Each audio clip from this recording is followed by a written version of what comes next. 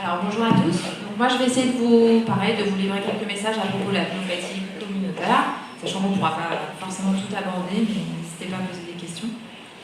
Donc la première chose, c'est les définitions. Donc vous savez qu'on différencie la pneumonie communautaire de la pneumopathie nosocomiale essentiellement, et donc les pneumopathies nosocomiales étaient définies comme des pneumopathies acquises après 48 heures d'hospitalisation. En fait, maintenant, il faut rajouter quand même quelque chose, une nouvelle entité qui est apparue ces dernières années, c'est ce qu'on appelle la pneumopathie associée aux soins. Donc en fait, c'est ces patients qui sont fréquemment dans des structures de soins médicalisées, donc par exemple les hémodialysés, c'est très important, ou bien qui ont été hospitalisés dans le mois qui précède. Et en fait, on voit que c'est vraiment une entité particulière, puisque les germes retrouvés ne sont pas du tout les mêmes que ceux des pneumopathies aiguës communautaires. Il y a beaucoup plus de staphylocoques, alors c'est moins fréquent ici, mais aussi de pseudomonas, donc l'antibiothérapie ne sera pas la même.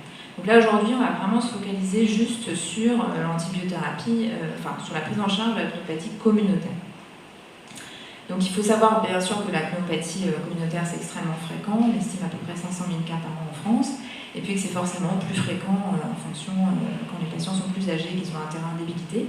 Et qu'il y a quand même une très forte mortalité, autour de 10%, qui est bien sûr moindre pour les patients moins fragiles, mais qui peuvent être très élevés, notamment chez les patients âgés, institutionnalisés. On peut aller jusqu'à 50% de mortalité.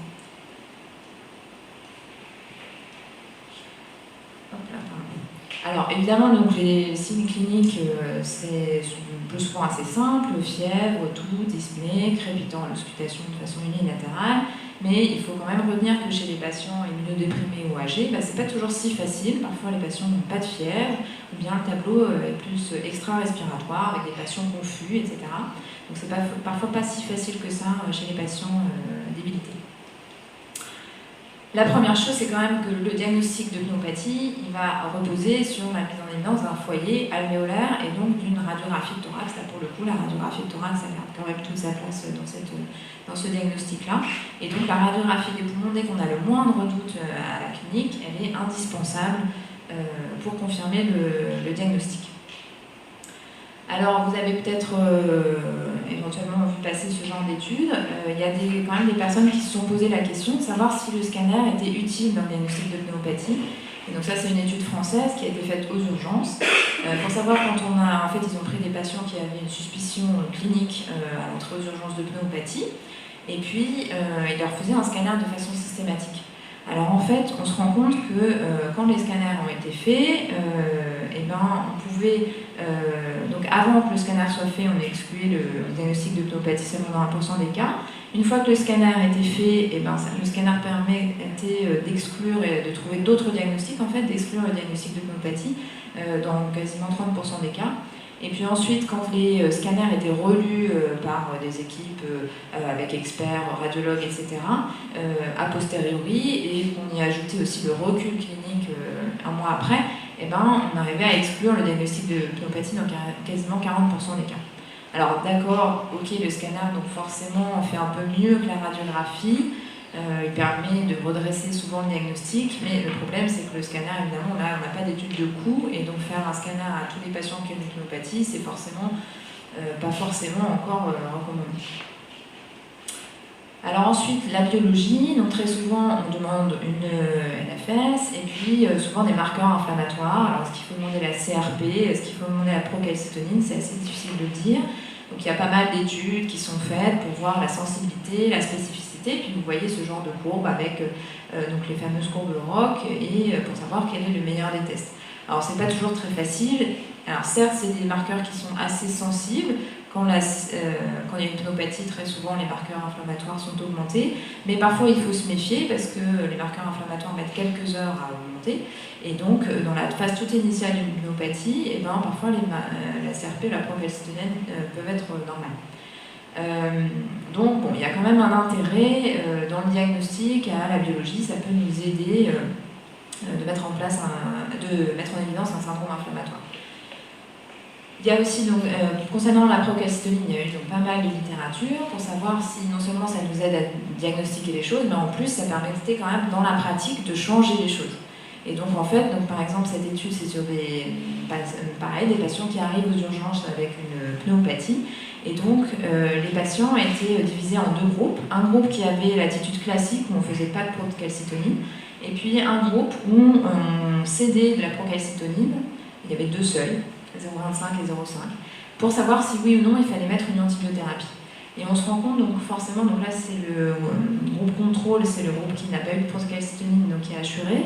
On se rend compte que forcément ce groupe contrôle a eu plus d'antibiothérapie que le groupe procalcitonine, parce que la procalcitonine négative a permis d'arrêter les antibiotiques dans certains cas, et donc la procalcitonine pourrait nous aider dans le diagnostic de pneumopathie à peut-être limiter la prescription d'antibiotiques. Alors l'autre intérêt éventuel qu'il pourrait y avoir de ce genre de marqueur inflammatoire, c'est aussi un intérêt pronostique, et en effet on voit que ça reste assez logique. Quand la procalcitonine est très élevée, eh bien, on a des marqueurs pronostiques, donc on va y revenir après, qui sont plus élevés. Un nombre de complications et de décès qui est plus élevé de façon significative quand la procalcitonine est plus importante. Voilà, ça reste assez logique, plus la procalcitonine est élevée, et éventuellement plus le patient est grave. Bon. Pour ce qui est du diagnostic microbiologique, donc il faut bien retenir qu'il n'est pas forcément systématique chez les patients qui sont pris en charge en ambulatoire. Le but, on va le voir après, ça va être de cibler les germes les plus fréquents sans pour autant avoir à les documenter à chaque fois. Donc c'est pas systématique pour les patients qui ne seront pas graves, pas hospitalisés. Quand les patients sont hospitalisés, qui sont un peu plus graves, il faut quand même de façon au moins systématique, selon les recommandations de la société de la SPILF, il faut quand même faire des examens simples, peu invasifs, donc les hémocultures, et puis éventuellement l'examen cytobactériologique des crachats, si possible, si le patient a des expectorations. Et donc on rappelle que ce n'est pas toujours un examen facile, puisqu'il y a des critères de qualité pour dire que le crachat n'est pas salivaire, et donc il y a un décompte de cellules épithéliales, de polynucléaires neutrophiles, qui permettent de dire que oui ou non notre crachat est de bonne qualité. Et puis il faut aussi que le nombre de germes ait atteint un seuil significatif. Donc ça peut nous orienter de façon assez facile, hémoculture, ECBC. L'autre question, c'est est-ce qu'il faut faire dans cette pneumopathie qui vont arriver aux urgences, éventuellement des antigénuries. Donc il y a 2 sortes d'antigénuries qui sont commercialisées, les antigénuries légionelles et pneumocoques.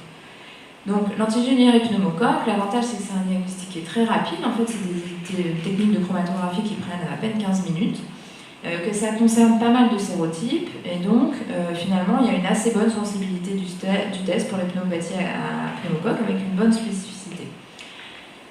Donc là où il faut se méfier, c'est qu'on a bien montré dans les études que l'antigénurie pneumocoque elle restait positive pendant plusieurs mois après la pneumopathie. Donc un patient BPCO, un patient qui a fait une pneumopathie à M0, il va garder une antigénurie pneumocoque pendant plusieurs mois. Et donc quand il va revenir 4 mois après aux urgences pour un nouvel épisode respiratoire, il aura peut-être son antigénurie pneumocoque toujours positive, mais qui datera de la précédente hospitalisation. Donc il ne faut pas forcément se fier que à ça. Il a le droit d'avoir gagné un autre germe après. Alors après, le problème c'est quand même cette antigénurie, ça a quand même un coût, et donc est-ce qu'elle est vraiment utile? C'est un peu la question. Et donc on montre qu'il n'y a pas vraiment de différence de coût quand on fait une antigénurie pneumocoque, que ça permettrait quand même d'améliorer la prise en charge, etc. N'empêche qu'il ne faut pas non plus prescrire les antigénuries pneumocoques de façon systématique quand même chez tous les patients avec pneumopathie, puisque de toute façon, la règle, c'est dans toute pneumopathie communautaire de couvrir le pneumocoque. C'est vrai que ça va documenter, mais ça ne va pas forcément beaucoup changer les choses. La deuxième antigénurie qui existe, c'est l'antigénurie légionelle, donc là aussi très facile, en 15 minutes. Le problème des antigénuries légionelles, c'est qu'elles ne couvrent pas tous les sérotypes, seulement 80%. Donc quand on a une antigénurie légionelle négative, ça ne veut pas dire forcément qu'il n'y a pas de légionellose, il y a certains sérotypes qui ne sont pas concernés. Et donc on peut se dire, l'antigénurie légionelle, ça c'est un vrai outil, parce qu'en effet la légionellose, ça ne se traite pas pareil, donc ça a une implication dans l'antibiothérapie. Et puis ça a une implication pour la collectivité, puisque s'il y a une légionellose, on va aller rechercher des foyers de légionellose dans les eaux usées, etc. On va faire la déclaration. Donc cette antigénurie, elle me paraît quand même assez utile. Et puis elle est beaucoup plus rapide que les techniques qu'on avait avant de sérologie légionnelle, de culture de légionnelle, qui sont pas très, en plus pas très performantes. Le problème, c'est que est-ce qu'il faut faire l'antigénurie légionnelle à tout le monde? C'est quand même pareil, encore une fois un coût, et c'est une maladie qui n'est pas très fréquente quand même. Donc pareil, c'est pas systématique, il va falloir essayer de cibler des populations qui sont à risque de légionellose pour pas prescrire des antigénuries légionnelles à tout le monde. Donc en gros, si on essaye de regarder un petit peu chez qui il faudrait vraiment faire ces antigénuries, c'est probablement dans la pneumopathie très grave, ceux qui vont en réanimation, ceux qui sont en échec d'antibiothérapie, et puis aussi les terrains qui favorisent les pneumopathies à pneumocoque ou les pneumopathies légionnelles, et donc notamment les éthyliques chroniques qui sont ici quand même un problème important. Dans les pleuropneumopathies, les pleurésies purulentes, là aussi on essaie de documenter de plus en plus les choses et donc on fait des antigénuries. Donc voilà, pas systématique, il faut probablement essayer de cibler un peu les populations. Et puis ensuite, alors là, ça vous concerne moins dans la pratique en ville, mais quand les patients sont hospitalisés, alors là, on peut faire plus de choses si vraiment ils sont graves. S'ils sont intubés, forcément, on va prélever l'aspiration bronchique, faire des fibroscopies si les antibiotiques ne marchent pas, etc. Mais voilà, après, on reste quand même, ça c'est pour des choses quand vraiment on est en échec d'antibiothérapie et qu'on ne comprend pas la situation. Donc ensuite, ce qui est très très important dans l'évaluation quand le patient arrive pour un tableau de pneumopathie, notamment quand il arrive au cabinet du médecin généraliste, c'est d'essayer d'évaluer la gravité de cette pneumopathie et d'orienter le patient. En gros, est-ce que ce patient peut être pris en charge en ambulatoire ou non?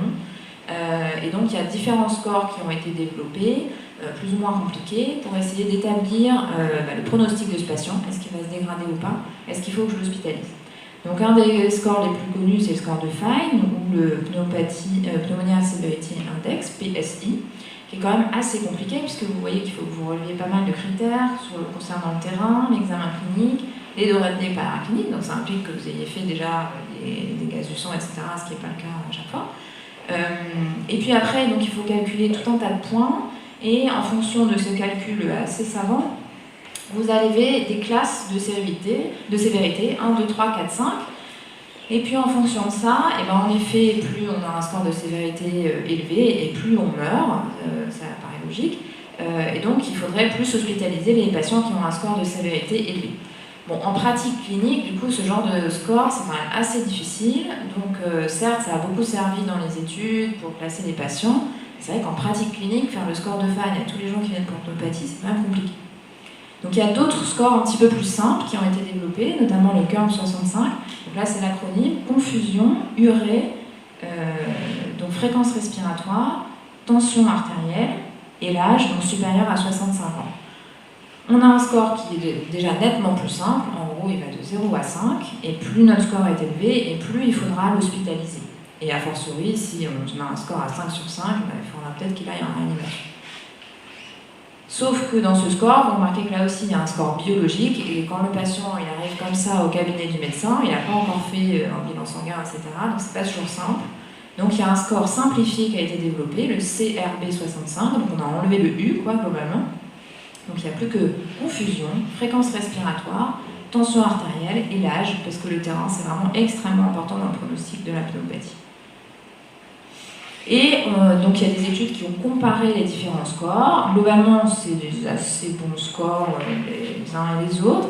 Et on voit que finalement, le CURM 65 qui est assez simple, c'est les petits triangles qui sont ici, finalement il se situe pas très loin de son cousin, le PSI, là, qui est très compliqué avec tout un tas de critères. Donc c'est vrai que ce score simplifié, finalement, il permet quand même de s'orienter assez rapidement. Alors évidemment, il y a aussi des gens qui ont développé des critères, encore une fois, assez compliqués pour savoir si, quand un patient arrive aux urgences pour pneumopathie, est-ce qu'il faut qu'il aille en réanimation. Alors il y a des critères mineurs, des critères majeurs. Enfin, globalement, ça devient quand même assez compliqué et ça paraît assez logique que quelqu'un qui a de la ventilation mécanique aille en réanimation. Donc parfois, je crois qu'il ne faut pas oublier le bon sens.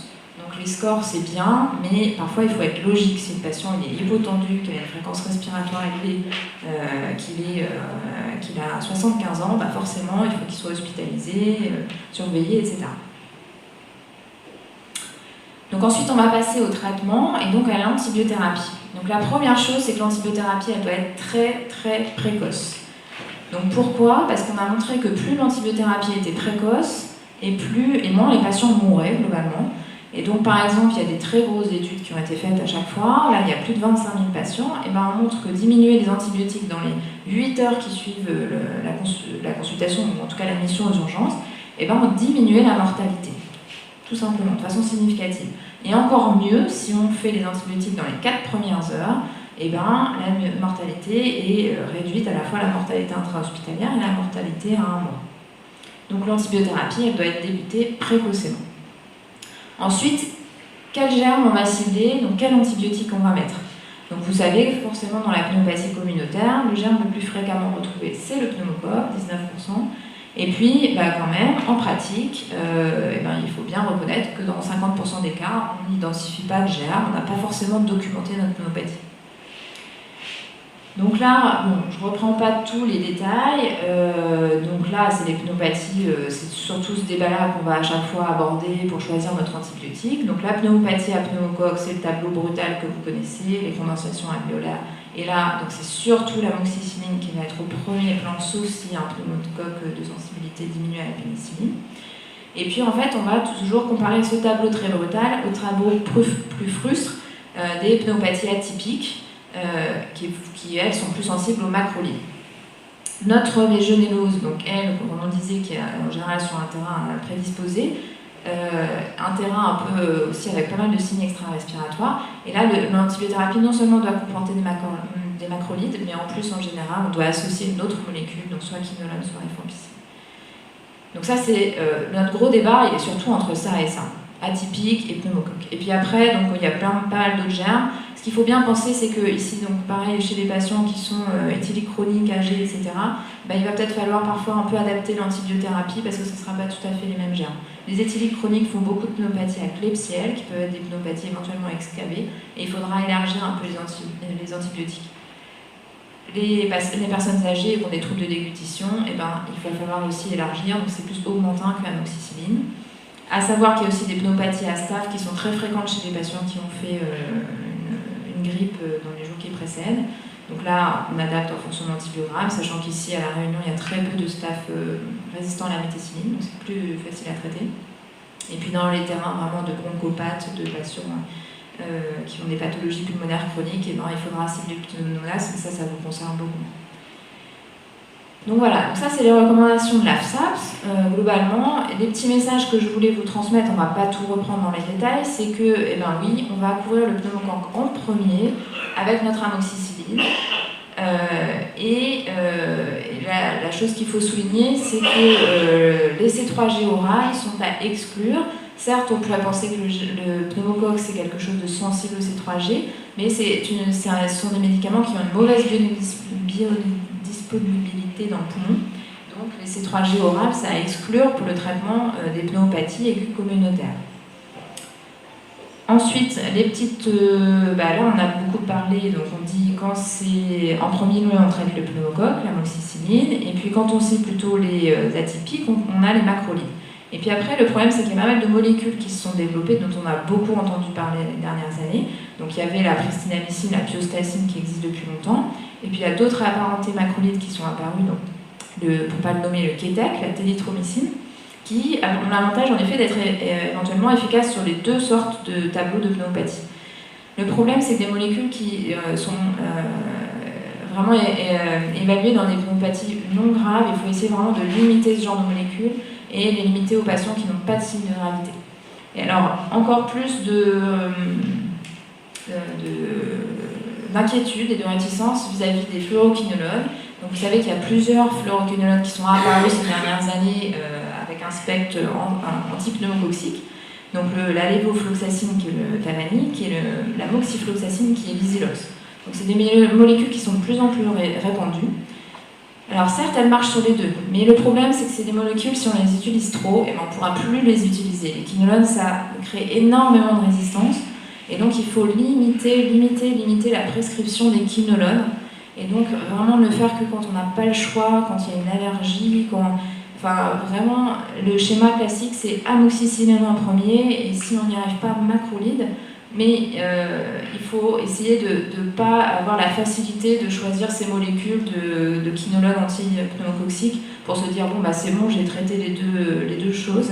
Le problème, c'est qu'on est en train de créer des résistances aux fluoroquinolones qui sont de plus en plus importantes, et donc c'est vraiment extrêmement important de limiter. Donc ensuite, c'est les recommandations de l'AFSAP. Donc du coup, on insiste encore. En premier choix, on traite le pneumocoque, donc c'est l'amoxicilline. Et puis surtout, ce qu'il faut retenir dans tous ces schémas, c'est qu'il faut réévaluer les gens à 48 heures. Il faut voir comment ils ont évolué, est-ce qu'ils sont devenus graves, pas graves, est-ce qu'ils ont bien répondu au traitement de première ligne, qui est l'amoxicilline, est-ce qu'ils n'ont plus de fièvre, etc. Donc c'est la réévaluation. Si on a choisi l'amoxicilline en premier et qu'au bout de 48-72 heures, les patients ne s'améliorent pas, dans ces cas-là, pourquoi pas, on change d'antibiothérapie. Mais il faut vraiment les réévaluer. Voilà, après je vais passer peut-être sur les... Bon, voilà, pour plus de détails. La même chose, toujours la même chose à chaque fois, il y a toujours la réévaluation à 48 heures, que ce soit pour les sujets jeunes, les sujets âgés, etc. Donc là aussi, on répète, le sujet âgé, très souvent on met plutôt de l'augmentin ou des C3G pour élargir un peu le spectre. Et dans un second temps, après, éventuellement, on associe un macrolide si besoin. Mais voilà, en premier lieu, il y a toujours la couverture du pneumocoque. Et puis donc, ensuite, juste un petit... donc ça, c'est vrai que c'est moins en ville, mais quand même un point important pour les urgences, enfin les généralistes qui pourraient aussi travailler aux urgences. Quand il y a une pneumopathie aiguë communautaire avec des signes de gravité, celle qu'on va hospitaliser, etc., il faut associer à la fois la C3G et le macrolide, ou la fluoroquinolone, mais vous avez compris qu'on n'aime pas trop les fluoroquinolones. Donc C3G macrolide, pourquoi? Alors la première évidence, c'est que quand on met les deux molécules, forcément on élargit le spectre, et on couvre à la fois le pneumocoque, les BGN et la légionellose, et accessoirement les atypiques, mais c'est pas toujours ceux qui posent problème pour les pneumopathies graves. Et l'autre chose, c'est qu'en fait on a remarqué qu'en dehors de couvrir d'élargir le spectre, ça réduisait la mortalité de faire ça, de faire C3G plus macrolide. Donc dans toutes les pneumopathies sévères, on voit qu'on réduit la mortalité. Et l'autre chose, qui est peut-être moins logique, et on ne sait pas exactement pourquoi, dans certaines études rétrospectives, même si c'est des pneumopathies à pneumocoque documentées, et donc on pourrait se dire les C3G suffisent amplement, et bien en fait l'association de C3G plus macrolide réduit aussi la mortalité. Donc ça, c'est peut-être pas forcément très logique, mais on voit quand même que les patients meurent moins quand on associe les deux. Donc, en premier, quand ils arrivent avec une pneumopathie grave aux urgences, c'est C3G plus macrolide, et puis après, au bout de 48-72 heures, en fonction de la documentation bactériologique, on va peut-être un peu réduire le spectre, mais en tout cas, en premier lieu, c'est ça.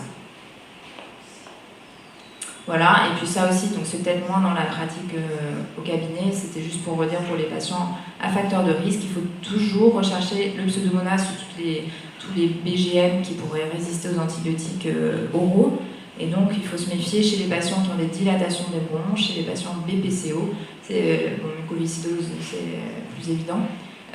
C'est des patients qui, au fur et à mesure des antibiothérapies, vont sélectionner des germes résistants et donc l'antibiothérapie orale ne sera pas forcément efficace. Donc, il ne faut pas hésiter à faire un ECBC si on voit que les antibiothérapies orales ne fonctionnent pas et documenter les choses pour pouvoir adapter l'antibiothérapie anti-pseudomonas. Alors ensuite, la durée de traitement. Donc c'est vrai que dans les recommandations, on dit entre 1 et 2 semaines. Il y a pas mal d'études qui ont été faites pour évaluer les antibiothérapies courtes versus antibiothérapie un petit peu plus longue. Et il y a donc une méta-analyse qui a été faite en prenant toutes les études qui comparaient les antibiothérapies inférieures ou supérieures à 7 jours. Et globalement, il n'y a pas trop de différence. Donc on a l'impression qu'une semaine d'antibiotiques devrait suffire dans la pneumopathie communautaire. Il y a aussi des études qui sont faites pour savoir s'il faut éventuellement réduire la durée d'antibiothérapie en fonction de l'évolution, et donc qui montrent que peut-être qu'au bout de 5 jours, on pourrait arrêter les antibiotiques s'il n'y a plus de fièvre, s'il n'y a pas de signe de gravité, etc. Bon, ça c'est vraiment encore un peu discuté. Donc en gros, il faut dire quand même 1 semaine. Et puis sachez que pour la légionellose, l'antibiothérapie est plus prolongée. Quand on a documenté la légionellose, on met en général une bithérapie et on laisse 3 semaines. Donc en résumé, pour les antibiotiques, on couvre le pneumocoque en priorité, c'est vraiment ça qui est important. On réévalue à 48 heures, faut vraiment, c'est vrai que c'est une contrainte, c'est pas toujours simple dans la vie pratique, mais il n'y a pas le choix, il faut trouver le moyen que le patient soit revu à 48 heures. Et on fait attention au risque de résistance, parce que c'est vrai qu'il y a la facilité de ces traitements antipneumococciques, ces nouveaux traitements, mais le problème des fluoroquinolones, c'est qu'il y a une résistance. Et puis, pour les pneumopathies graves, le message, c'est vraiment une bithérapie C3G plus macrolide pour la pneumopathie qui arrive aux urgences graves. Alors, je ne sais pas si vous avez vu passer, mais il y a pas mal d'études en fait assez récentes qui commencent à se poser la question, à remettre dans le débat, de savoir s'il faut éventuellement donner des corticoïdes aux pneumopathies. Alors, notamment, il y a une étude assez récente et qui est quand même dans le Lancet et qui montre que dans le groupe traité par corticoïdes, eh ben, on voit que la probabilité d'instabilité est moindre dans le groupe traité par corticoïdes. Alors le problème de cette étude, c'est qu'est-ce que ça veut dire? Qu'est-ce que c'est que ce critère de jugement, date à laquelle les critères cliniques sont stables depuis 24 heures? Donc c'est des critères de fièvre, tension, fréquence cardiaque, fréquence respiratoire, critères neurologiques. Donc en gros, c'est un critère de jugement qui est quand même très flou, et donc je pense que cette étude, malheureusement, on ne peut pas vraiment se baser là-dessus, parce que ce n'est pas des critères forts, c'est pas de la mortalité, c'est pas de la durée d'hospitalisation, c'est une espèce de critère de jugement composite un peu flou. L'autre chose aussi qui doit quand même alerter, c'est qu'on voit qu'il y a significativement beaucoup plus d'hyperglycémie chez les patients qui sont traités par corticoïdes. Et puis forcément aussi, c'est vrai qu'à l'échelle d'habitude, les études sur des pneumopathies, c'est des études de plusieurs milliers de patients. Là, seulement 700 patients, c'est vrai qu'on a quand même du mal à conclure. Donc globalement, c'est quand même à prendre vraiment avec des pincettes. Mais vous verrez que c'est vraiment pas les seules études, et que là, même récemment, il y a une méta-analyse qui a été faite avec toutes les études qui comparent la corticothérapie au placebo dans les pneumopathies aiguës communautaires. Alors on a un très joli dessin de méta-analyse, comme d'habitude, avec les différentes études, et puis après le résumé qui nous montre que y a une réduction de la mortalité chez les gens qui ont été traités par corticoïdes. Alors, et là aussi, on montre que plus on met longtemps, plus c'est efficace, qu'on réduit aussi la durée de séjour, que finalement il n'y avait pas plus d'hyperglycémie et pas d'effet sur les hémorragies digestives. Bon, alors attention, là aussi, c'est des études avec c'est une méta-analyse qui compile plusieurs études qui sont quand même pas très grosses. Au total, il n'y a quand même pas beaucoup de patients, 200 dans chaque groupe, c'est vraiment rien du tout. Les populations sont extrêmement hétérogènes et les posologies des corticoïdes aussi. Dans chaque étude, il y en a un qui disait 30 mg pendant une semaine, l'autre qui disait 60 mg pendant 3 jours. Enfin, vous voyez, c'était vraiment pas du tout bien construit comme étude. Donc, difficile de conclure. Et donc, en résumé, là, il y a encore une autre méta-analyse, donc cette fois-ci encore plus récente, qui va inclure donc, aussi des études de cohorte. Et alors là, on voit finalement que le petit losange, là, il a quand même tendance à croiser la ligne. Donc on se demande bien, là, donc certes, il y a plus de patients dans cette étude en rajoutant l'étude de cohorte, mais c'est pas encore très clair tout ça. Le message, c'est que ça reste à confirmer. Globalement, les corticoïdes dans la pneumopathie, pour l'instant, il n'y a pas du tout de recommandation. Donc c'est vrai qu'il y a pas mal d'études qui sortent en ce moment, mais pour l'instant, il faut attendre et voir. Il nous faut des études bien construites, avec un schéma clair, avec beaucoup de patients, et puis une vraie étude des effets indésirables. Parce qu'on sait que l'hyperglycémie, ça majore la mortalité dans les pneumopathies. Voilà, juste un petit mot, ça serait bien, donc après chaque pneumopathie, qu'il y ait aussi un suivi, d'autant plus ces patients étabagiques. Donc il faut au moins quand même qu'il y ait une radiographie de thorax de contrôle qui vérifie que le foyer ait disparu après l'antibiothérapie. Et puis si le patient est étabagique, il est recommandé de faire un scanner thoracique pour voir s'il n'y a pas un cancer qui a favorisé cette pneumopathie. Et les pneumologues ont fait assez facilement des fibroscopies bronchiques quand il y a eu une pneumopathie, pour voir s'il n'y a pas quelque chose dans le territoire qui aurait pu favoriser cette pneumopathie.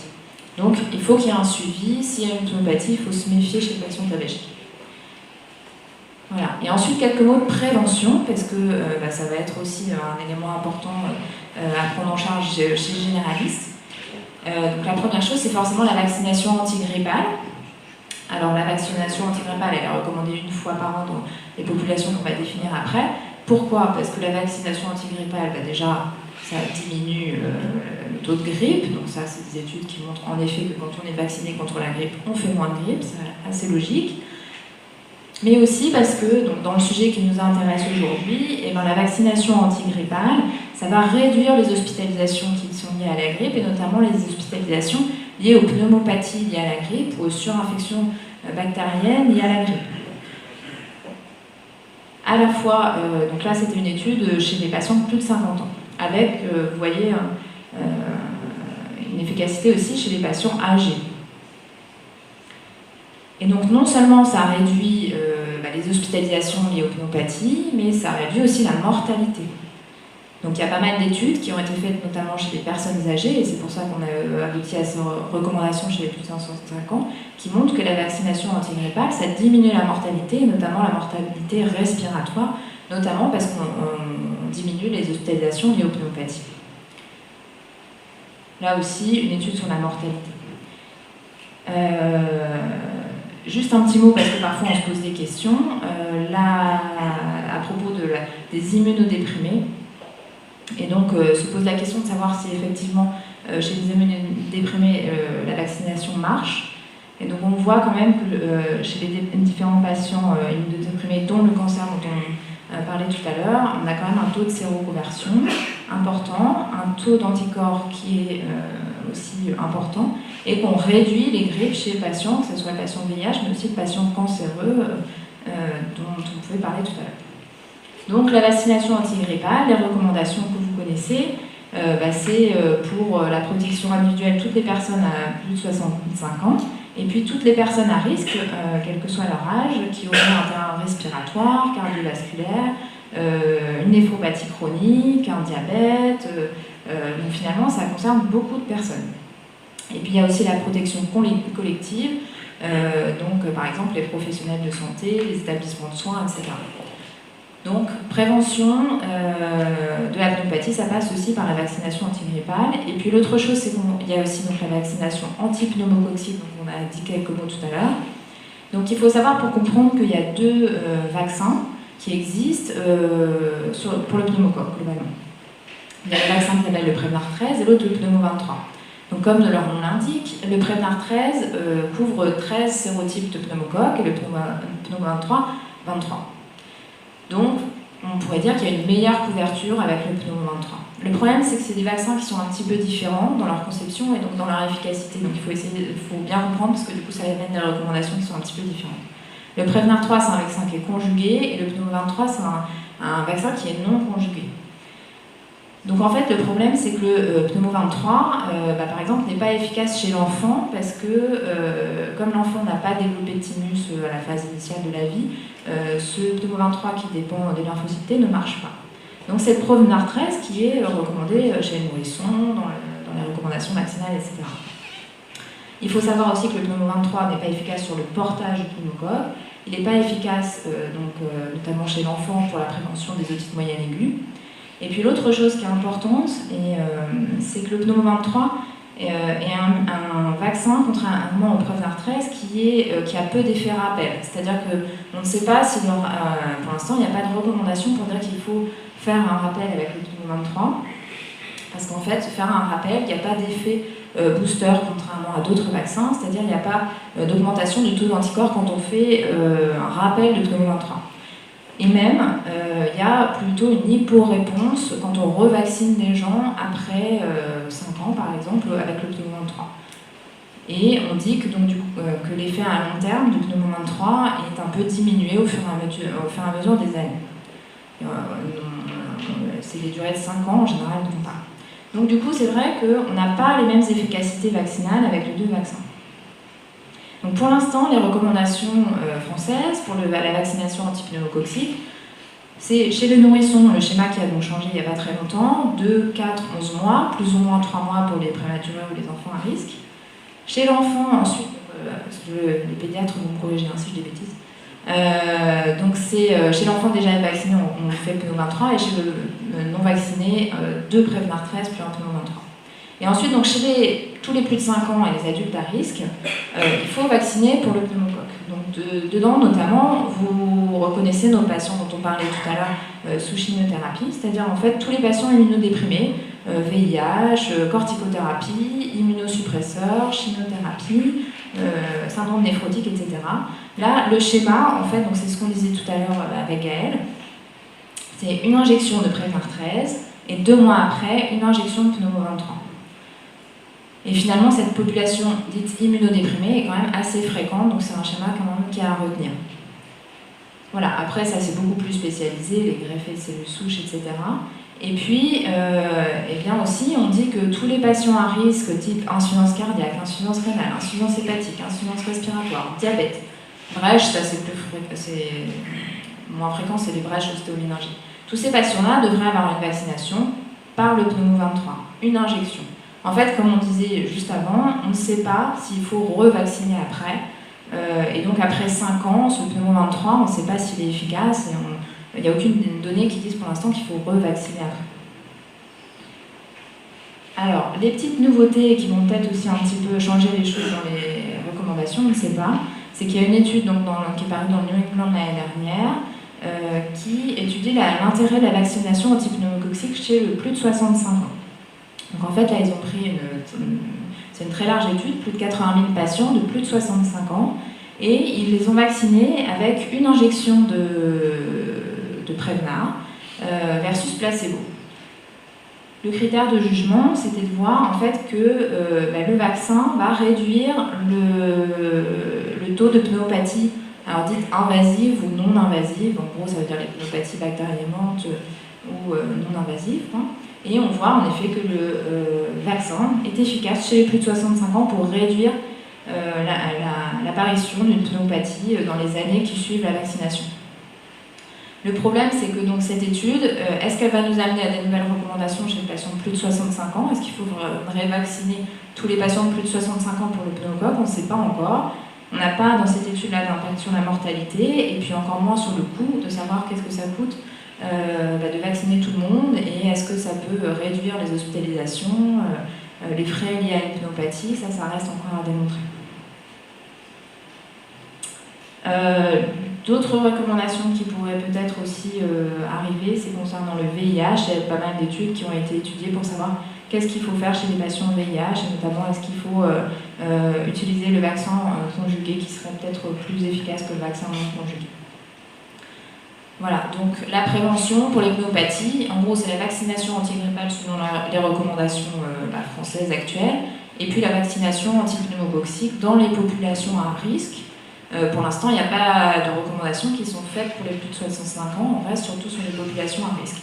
Avec, donc, comme on vous disait avec Gaëlle tout à l'heure, un schéma qui est différent chez les immunodéprimés. Voilà, je ne sais pas si vous avez des questions.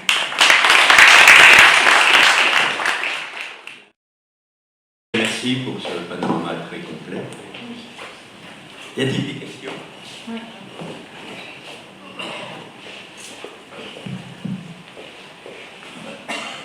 Pour le vaccin pneumo 23, quand le malade a eu déjà son pneumo 23 dans les 2 ou 3 ans précédents, on fait que le Prevnar à ce moment-là ou on attend les 5 ans?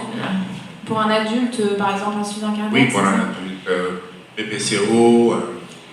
En fait, au début, on disait qu'il fallait revacciner, peut-être tous les 3 ans, tous les 5 ans. En fait, il n'y a pour l'instant rien qui nous prouve vraiment qu'il faut revacciner.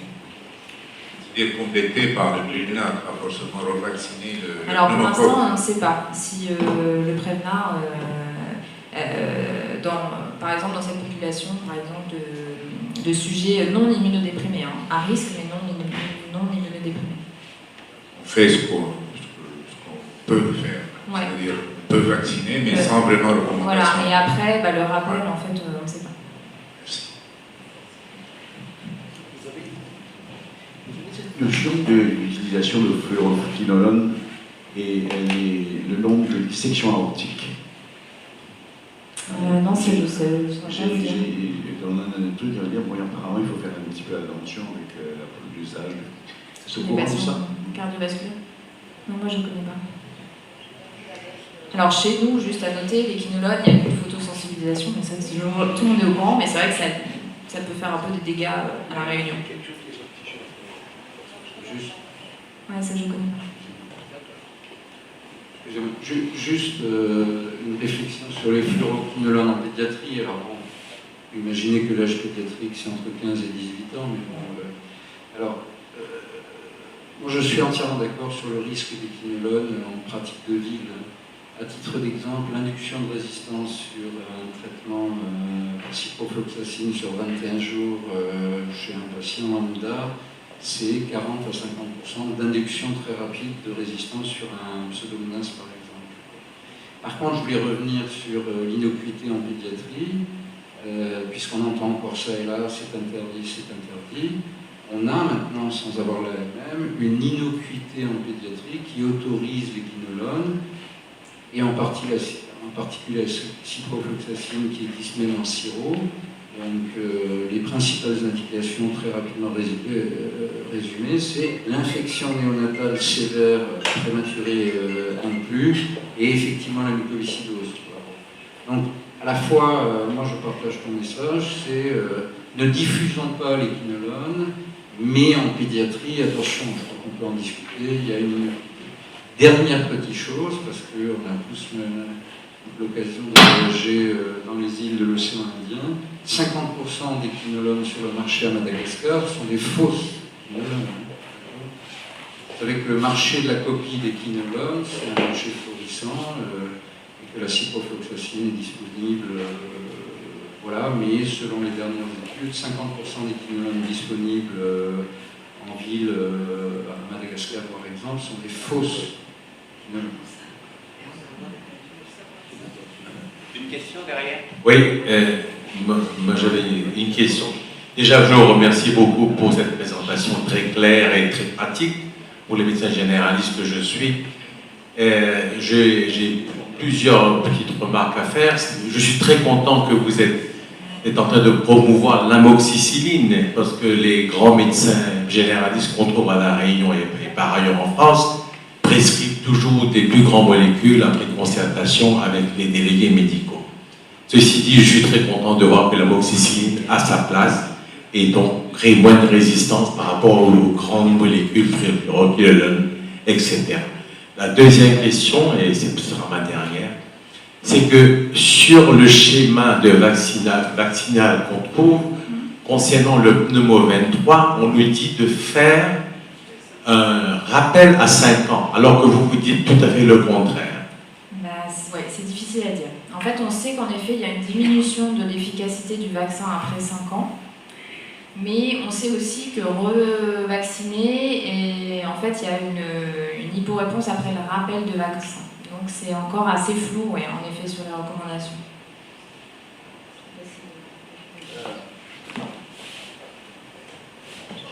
Oui, juste, je suis arrivée en retard, je suis arrivée à votre présentation, merci beaucoup. En fait, ce qu'il faut bien intégrer, c'est qu'on a des recommandations qui sont générales, mais comme elle vous l'a montré sur les données récentes, on a très peu d'études qui portent sur les malades respiratoires en fait, que nous voyons. Je pense que c'est ça qu'il faut avoir à l'idée. Il y a très peu d'études chez les patients BPCO, les patients insuffisants respiratoires. Donc on extrapole un raisonnement en se disant que finalement ces patients sont fragiles, et on le sait, puisqu'ils sont à risque d'exacerbation. Mais en fait, il n'y a pas d'études qui ont été faites chez les patients qui sont insuffisants respiratoires ou BPCO. Donc, ce qu'elle vous explique là, c'est effectivement un concept qui est théorique, hein, que nous disent également les immunologistes, mais en réalité, il n'y a rien qui contre-indiquerait de revacciner à 5 ans, vu l'espérance de vie de ces patients. Mais on sait voilà, pas ce que ça... juste pour c'est pas dangereux de le faire. Voilà, exactement. Mais bon, on ne sait pas si c'est...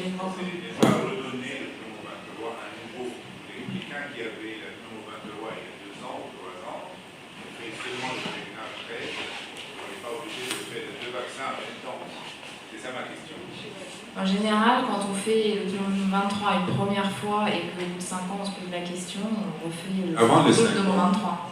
Avant les 5 ans. Le Prevnar 13, pour ce genre de population, il a été encore moins évalué en fait, on ne sait pas. Voilà.